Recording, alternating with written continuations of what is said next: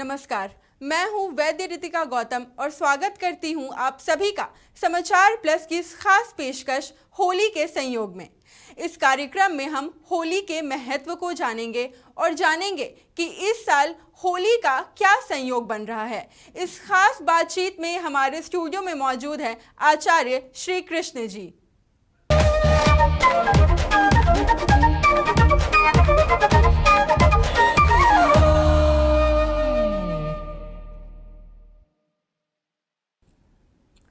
आचार्य जी, बहुत बहुत स्वागत है आपका हमारे स्टूडियो में।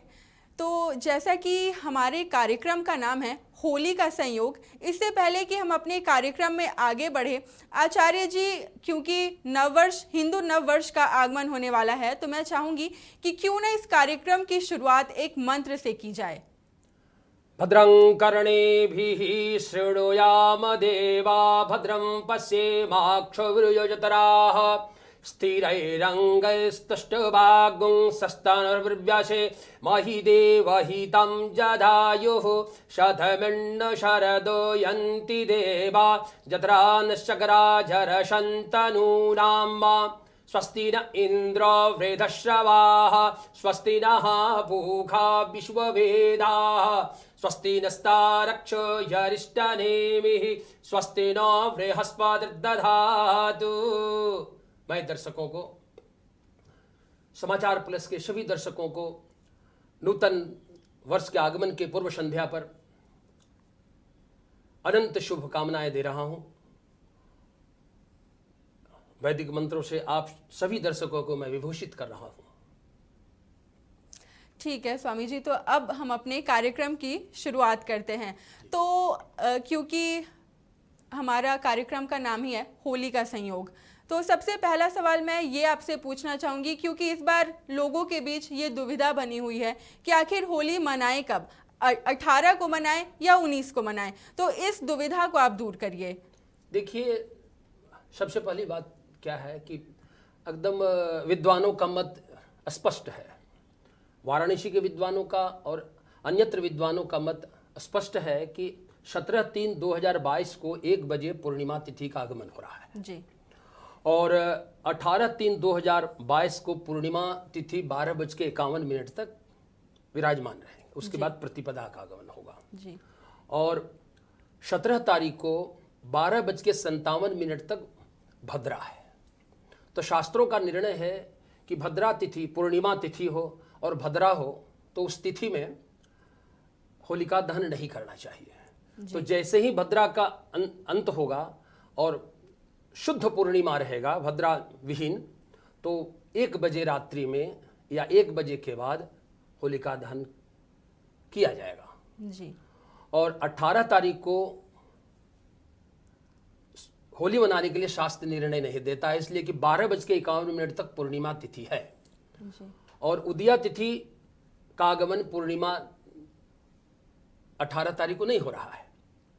उदया तिथि 19 तारीख को है। तो शास्त्रों का निर्णय है कि उदया तिथि प्रतिपदा हो और प्रतिपदा में ही होलिकोत्सव मनाने की परंपरा धर्मशास्त्र का निर्णय है और वाराणसी के विद्वानों का भी निर्णय है। इसलिए 19 तारीख को नवसंवत्सर प्रतिपदा हिंदू नए वर्ष का शुभारंभ 19 तारीख से करने के लिए शास्त्र का निर्णय है और भारतीय जनता, भारतवर्ष के जनता को भारत माता का स्मरण करते हुए करना भी चाहिए जी। मतलब अगर कुल मिलाकर बात की जाए तो होली अगर हम मनाने की बात करें तो वो 19 तारीख को हम मनाएंगे, ऐसा है? हाँ। ठीक है स्वामी जी। आचार्य जी, आगे बढ़ते हैं और थोड़ा सा ये रोचक, थोड़ा हट के ये सवाल है।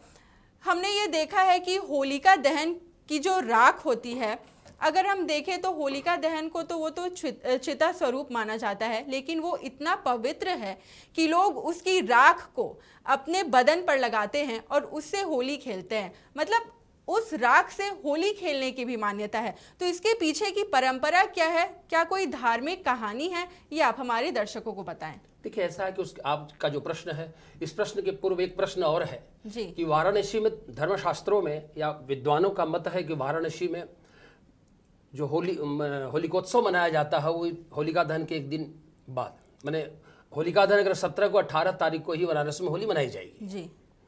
तो इसमें परंपरा है, काशी वाराणसी में धर्मशास्त्रों में निर्णय है कि 64 योगिनी परिक्रमा की परंपरा धर्मशास्त्रों में निहित है।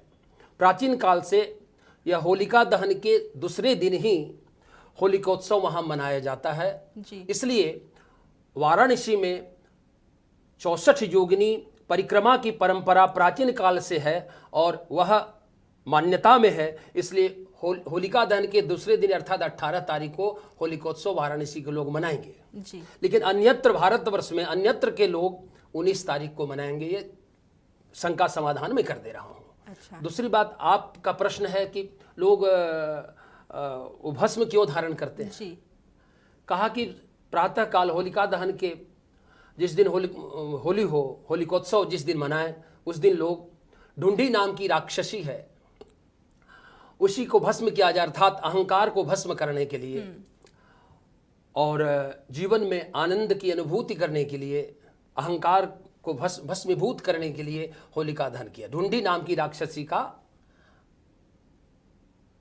दहन किया जाता है। अच्छा। और उस भस्म को धारण करने से शास्त्रों में वर्णन है कि किसी को अगर नजर लगा हो, किसी को ग्रह की बाधाएं हो, ग्रह से ग्रसित हो, तो भस्म धारण करने से उससे दूर होता, कष्टों का निवारण होता है। इसीलिए वो भस्म धारण करते हैं। उसके बाद भस्म धारण करके बाद जो अबीर गुलाल इत्यादि रंग अबीर करते हैं, रंग खेलते हैं। हाँ। रंग खेलने के बाद, स्नान करने के बाद देवताओं को अबीर अर्पित करके देवताओं को, अपने पूर्वजों को, परिवार के लोगों को ललाट पर, शरीर पर अबीर गुलाल से आनंद की आनंदोत्सव मनाते हैं। तो ये अनोखी बात पता चली हमें। आगे बढ़ते हैं। अगला सवाल मेरा ये होगा कि ये जो हम होली मनाते हैं उसके पीछे की जो परंपरा है, तो आप थोड़ा थोड़ा दोनों तरफ प्रकाश अगर डालें तो वो अच्छा होगा। अगर आप धार्मिक रीति से भी बताएं और अगर साइंटिफिकली, अगर वैज्ञानिक रूप से हम देखें तो होली क्यों मनाई जाती है, ये दोनों बात दर्शकों के सामने आप रखें। देखिए, ऐसा है कि धार्मिक परंपरा है कि होलिकोत्सव जब संवत्सर बदलता है तो संवत्सर बदलने के पीछे नए वर्ष का आगमन होता है। नए वर्ष का आगमन में आनंद की अनुभूति होती है। जिस तरह से जब बसंत का आगमन होता है, बसंत पंचमी के बाद, तो बसंत पंचमी के बाद पेड़ पौधे के सारे पत्ते गिर जाते हैं और नूतन पत्ते, पत्र पुष्प पल्लवित और पुष्पित होते हैं। उसी तरह से मानव के जीवन में नए ऊर्जा के संचार के लिए नानाविध अबीर गुलाल, नाना पकवान बनाया जाता है। पकवान तो डेली हम लोग खाते हैं, लेकिन होली के दिन नानाविध पकवान, पूड़ी, पुआ, धुसका, बर्रा इत्यादि कई चीजें होली में, होली की अगर बात करें तो ठीक है, होली हम अपने लोगों से मिलते हैं, रंग गुलाल लगाते हैं, लेकिन कहीं ना कहीं पुआ पकवान खाने में भी मतलब जो है हम बहुत तरीके के जो पकवान कह सकते हैं वो रहता है। तो जी, ये बात तो है। नए वर्ष के आगमन, नूतन वर्ष के आगमन के पूर्व आनंदोत्सव मनाने के लिए अबीर गुलाल से हम लोग अपने शरीर को रंगते हैं। रंग करके आनंदमय अपने जीवन को बनाने के लिए, अपने वर्ष को, एक वर्ष मेरा आनंद में बीते, हमारा जीवन आनंद बने, इष्ट मित्र परिवार के साथ अपने मलिन भावनाओं को दूर करके सद्भाव, सद्विचार, माने समाज में, परिवार में, घर में आनंद हो और एक दूसरे के साथ आनंदोत्सव बना करके दुखों को, कष्टों को भूल करके एक बन करके समाज में एकता हो, एक रूपता हो, सामाजिक सौहार्द वातावरण हो, इसके लिए हम लोग आनंदोत्सव मनाते हैं। एक बात। दूसरी बात, वैज्ञानिक दृष्टिकोण है। वैज्ञानिक दृष्टिकोण में लिखा कि प्रकृति अपने नेचर को बदलती है जी। और प्रकृति जब अपने नेचर को बदलने लगता है तो मानव जीवन की जो प्रकृति है वह प्रकृति के अनुसार मानव जीवन चलता है। तो मानव जीवन चलता है जिस तरह से पत्र पुष्प में नए आम मंजरी होता है, फल का आगमन होता है ना, उस फल को हम खाते हैं और उस फल खा करके नए हमारे शरीर में नए ऊर्जा का संचार होता है ना। और विधाता ने जो नानाविध फल पुष्प इत्यादि दिए हैं उसको हम ग्रहण करते हैं और ग्रहण करके अपने शरीर को स्वस्थ बनाने के लिए, नए ऊर्जा हमारे शरीर में भरने के लिए हम नए फलों को खाते हैं। अबीर गुलाल रंग से अपने शरीर को विभूषित करते हैं और कई जगह देखा जाता है कि रंगों में एक दूसरे को गाड़ते हैं, अबीर गुलाल से लाल करते हैं, है ना। और ये कहा भी जाता है कि होली का जो पर्व है वो गिले शिकवे भूल के जो दुश्मन है वो भी भाईचारे से, ये जो होली है ना आचार्य जी, मैं कहना चाहूँगी ये जो हमारा देश है भारत, ये कितना डाइवर्स है हम सभी जानते हैं। कदम कदम पे हमारा जो कल्चर है वो बदलते जाता है। होली एक ऐसा पर्व है जब हम होली के रंगों में रंगते हैं तो फिर पता नहीं चलता है कि कौन हिंदू है कौन मुस्लिम है, हम सब एक हो जाते हैं। और ये होली की मुझे ऐसा लगता है सबसे प्रमुख बात है और सबसे अच्छी बात है। आगे बढ़ते हैं। ये जो लठमार होली है ये भी काफ़ी विशेष है और लोगों के बीच जो है काफ़ी लोकप्रिय है। इसमें हमने अक्सर देखा है ये, अगर मैं गलत ना हूँ तो क्या ये मथुरा में मनाया जाता है क्या आचार्य जी? वृंदावन मथुरा जी, ठीक है। तो इसमें हम मुख्य रूप से देखते हैं कि जो औरतें होती हैं वो जो मर्दों पर लठमार होली की बरसात करती हैं, तो इसके पीछे का महत्व और इसके पीछे की जो परंपरा है आप ये बताइए। देखिए ऐसा है कि मैं तो श्रीमद् भागवत कथावाचक हूँ जी, लोगों को कथा सुना करके, कथा के सदविचारों को सुना करके विभूषित करता हूँ जी। भारत के कई प्रदेशों में हमारी कथा हुई और भगवान कृष्ण भक्तों के हृदय में विराजते हैं जी। अमेरिका, जापान, लंदन इत्यादि कई देश भगवान कृष्ण के भक्ति में, इस्कॉन के माध्यम से, भागवत कथावाचकों के माध्यम से कृष्ण की भक्ति में रंगे हुए हैं। तो भगवान कृष्ण जब जा रहे थे राधिका जी को देखने के लिए, अच्छा, राधिका जी को देखने के लिए जा रही थी राधा जी को, तो उनके साथ में जो ग्वाल बाल थे वो राधा जी को छेड़ने लगे और छेड़ने के कारण वहाँ के ग्वाल बाल लाठी डंडे या सिक से है ना प्रहार करने लगे, है ना, अच्छा। और दौड़ाने लगे उनको, है ना, कि राधा जी को क्यों छेड़ा जा रहा है।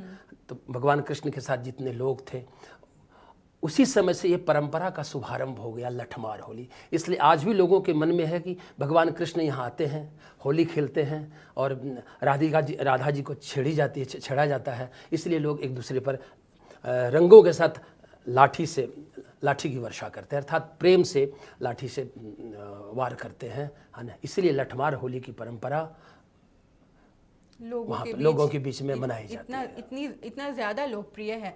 आचार्य जी अगर मैं बात करूं तो ये हमारा जितना भी राज्य है तो सबसे पहले, लेकिन हम देखें तो वृंदावन में होली की शुरुआत सबसे पहले हो जाती है, तो ऐसा क्यों? मतलब जब वृंदावन में होली शुरू हो जाती है उसके एक दिन के बाद अगर देखें तो फिर बाकी के राज्यों में होली की शुरुआत होती है।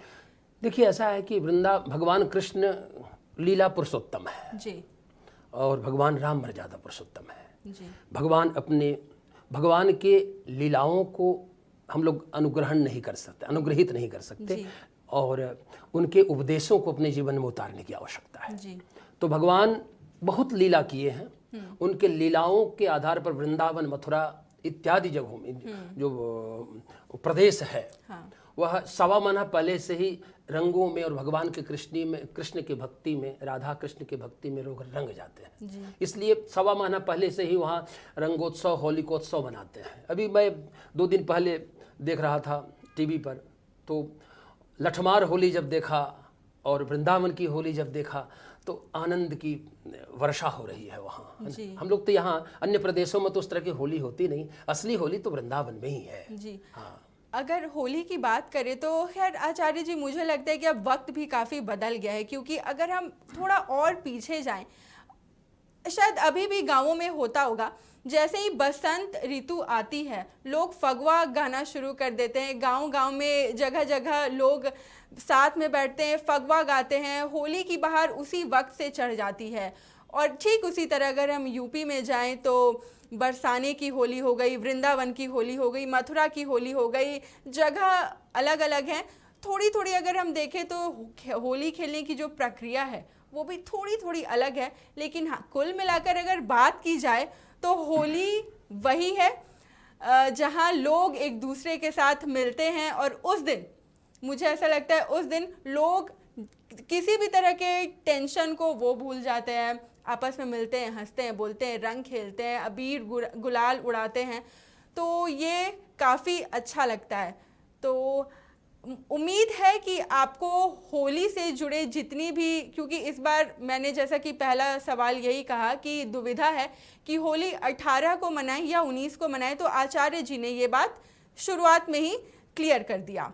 तो आज के कार्यक्रम में बस इतना ही, हमें दीजिए इजाज़त।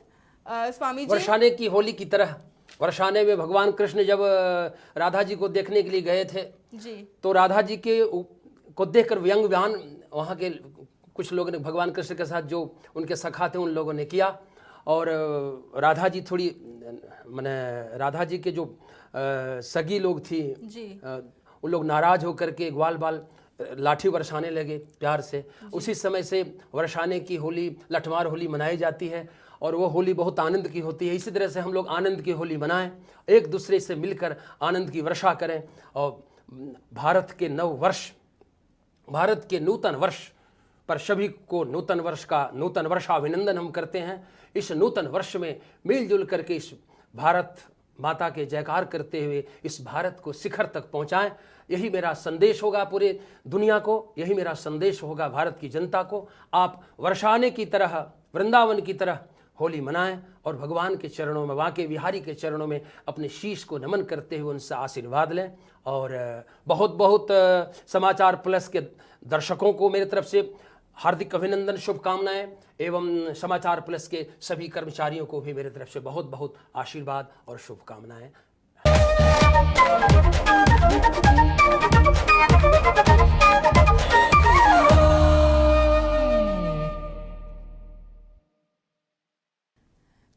आचार्य जी ने जाते जाते आखिरी में एक बात बहुत अच्छी कही कि भारत को अभी शिखर तक पहुंचाना है। होली का त्यौहार है, होली का जो संयोग बन रहा था वो हमने आपके सामने लाकर रखा। आप सभी को समाचार प्लस की तरफ से होली की बहुत बहुत शुभकामनाएं। मुझे दीजिए अनुमति, आपका दिन शुभ हो। धन्यवाद।